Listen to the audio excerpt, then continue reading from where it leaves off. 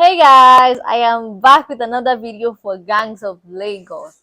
So in my last video I said maybe not I would be addressing some of the things I wanted to talk about. Like, this video will probably have spoilers because I didn't want to talk about spoilers in that other video, considering the fact that a lot of people might not have seen that video when it dropped. So if you've not seen my review of Gangs of Lagos, I'm going to plug it in right here, so please go watch it. Then you come back and we're gonna gist in this video. So if you're new here, my name is Alima the Bird, and here we talk everything movies. Like in this video, I am going to be talking about Gangs of Lagos, everything I liked, you know, basically talking about spoilers, the scenes, my favorite scenes, what I expect for them, if there's going to be a sequel, what I expect, and some of the things I did not like that I could not talk about in that video because I was trying to avoid dropping spoilers. I am going to start from the things that I did not like about Gangs of Lagos. So as much as they contribute to the film, I don't think that they watered the film down, in so many ways. That's why my rating for it was still very high.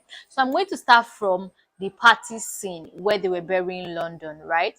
So that particular scene, it was weird for me because I felt like, one, London had a gang, right? He had his own gang. So why would they be comfortable with Kazim coming to that burial party, right? Because it was for London, and London has a gang, and they're at war with each other. So like, how are they there? They're comfortably sitting and they're enjoying the party, and they've not broken. Like, they could even come to start with. Do you understand? So I was like, wait, isn't the party not for London? Why are they here? There was that. So I felt like they didn't really like think deep about that particular one. Another thing I would say I didn't really like about Gangs of Lagos would be the fact that there was a bit of mistake in their continuity in some of the scenes. There was a particular scene, I really can't remember what happened, but I know that Kazim was wearing a particular shades, like glasses, before. I think it was the scene where they wanted to kill Mr. Macaroni. What's that his name in the film now? The scene they wanted to kill Mr. Macaroni, Sha. He was wearing particular shades before the guys came in, and when they brought Macaroni, he was wearing something else. So I was like, what happened here? Continuity team, you guys didn't say that. But like I said, this thing's happening. Like, it didn't really like yeah, this thing didn't really water down the movie for me because I feel like sometimes all these kind of petty mistakes happen. But yeah, those are tiny details that we would expect that filmmakers would pay more attention to, so that we don't get to pick on that. Another thing would be the fact that I really hoped that Chioma Akpota's speech, that is if his mom, her speech would have been maybe in the marketplace, or when if he died, right? I felt like that speech would have been in the marketplace, or when they were having like a candle night for him or something, because he was a member of a gang, right? So I wasn't really expecting to see a church scene. Maybe they could have a church scene, right? But it was giving America. It reminds me of the H you give, when the police officer shot that guy. That guy was a member of a thug group, right? And they went to the church to do like a ceremony and all of that. But like in Lagos, they don't really do that. Like, do they? Maybe they do, but not as much. Like, not for like a regular gang member, not for like MC kind of vibe. So it was somewhat not good enough. So I didn't also like that. I would have believed it more if it came from like the candle night. Like, when they go for candle night and she just stands, all in black, and she's like, Isaleko no go rest. But I love that speech, guys. Like, that was one of my favorites. I felt it in my bones. I could feel the shivers, and my body did gish gish gish. I loved it, and the emotions, they were so real. They were so genuine. I really liked that.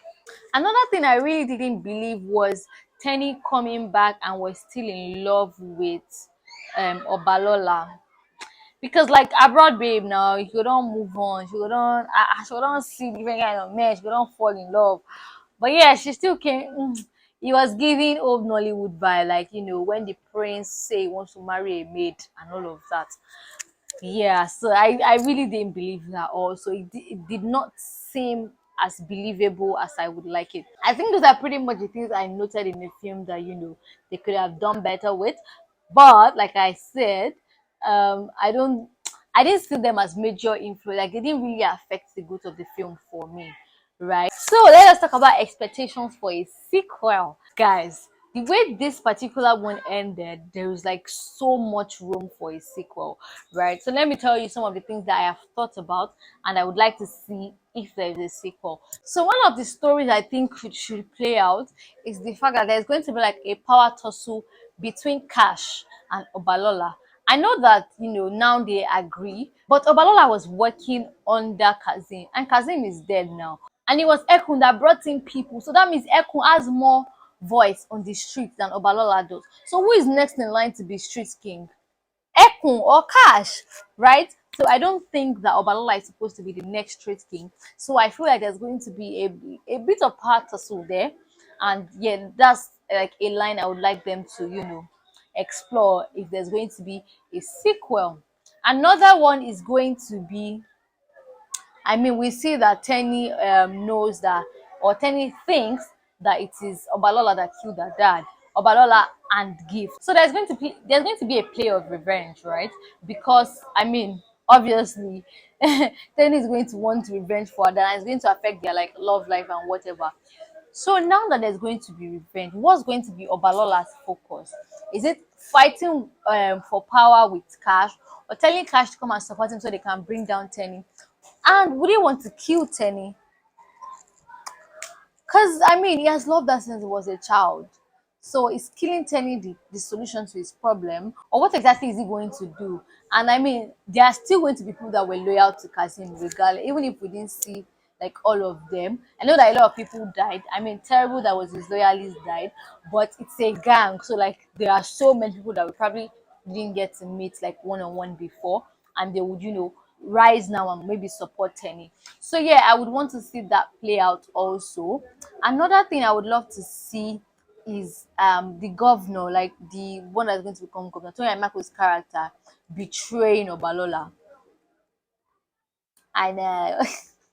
Guys, I love a good twist, right? After supporting her and everything, I would really want to see her betrayed, because I mean her character is somebody that had London as party chief. London was not a good person either. He was a drug dealer. He was a drug trafficker. So what are we saying? I won't be surprised if she gets what she wants from Balola, and then she just betrays him and all of that. Or I don't know, maybe she make Balola a right hand. But Balola is a right hand. Where is Cash going to be? Anyways, those are some of the assumptions. And hey, another thing that I did not like, I just remembered now. I was trying to remember all this while, was the fact that after they killed Terrible, after they went to go and hijack Kazim's what's it called now, his guns and stuff, I was hoping that somehow, somewhere, Kazim would know about it, because I don't know, it's a gang, and like news spread so fast. Like people know stuff so fast. So how did he not know? How did he not, have at least the hint that something was coming for him, right? And going to that party safe, like how did they not go? How were they not like fully ready for a war to like blow up and all of that? Because you're going to London's burial, and you killed London. So like it was just it didn't sit right with me, right? So yeah, I think that's pretty much it, and I don't want to waste you guys' time in this video, so I'm just going to end this video here. So if you have predictions that you would like to share with me, please do that in the comment section. I want to know what you guys think. These are the things I can remember top of my head right now, but if I do remember anything, I'll just put it in my comment section also, so we can just rant and gist in the comment section. So guys, I have come to the end of this video, and if you did like it, please do give me a thumbs up, and drop your comments obviously. And yeah, if you've not subscribed, please do the needful right away, and I'm gonna see you guys in my next video. Bye guys.